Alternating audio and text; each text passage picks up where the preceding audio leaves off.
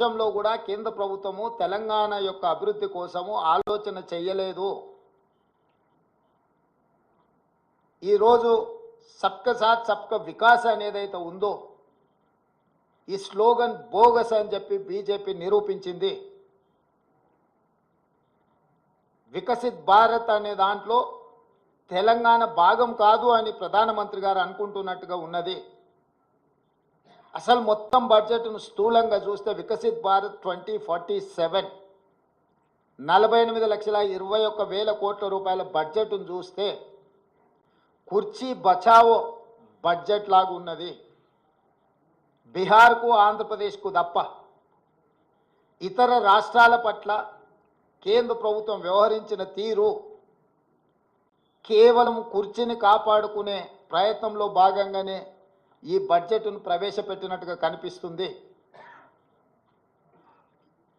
ఇది ఏ రకంగా కూడా ప్రధానమంత్రి గారికి గౌరవాన్ని తెచ్చిపెట్టదు. ఇంతటి వివక్ష, ఇంతటి కక్షాపూరితమైన వ్యవహారం ఎప్పుడూ జరగలేదు.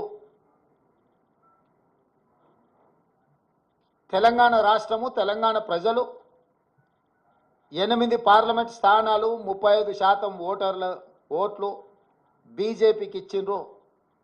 తెలంగాణ ప్రజలు ఎలాంటి వివక్ష బీజేపీ పట్ల చూపించలేదు. తెలంగాణ ప్రజల యొక్క నిర్ణయం వల్ల ఈరోజు నరేంద్ర మోడీ గారు ప్రధానమంత్రిగా కుర్చీలో కూర్చున్నారు.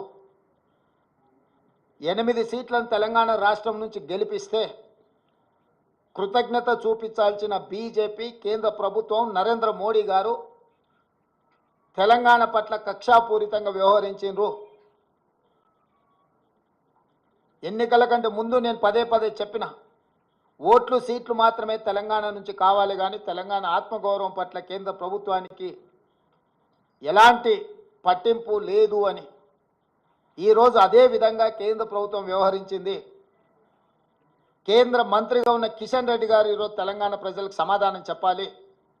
బీజేపీ అధ్యక్షుడిగా నరేంద్ర మోడీ గారి మంత్రివర్గంలో యూనియన్ క్యాబినెట్ మినిస్టర్గా కిషన్ రెడ్డి గారు బాధ్యత వహించాలి. తెలంగాణకు జరిగిన అన్యాయానికి తెలంగాణ ప్రజలకు క్షమాపణ చెప్పి తక్షణమే మోడీ మంత్రివర్గం నుంచి తప్పుకోవాలి కిషన్ రెడ్డి గారు.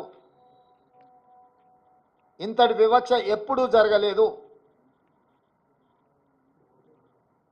కేవలం కుర్చీ కోసం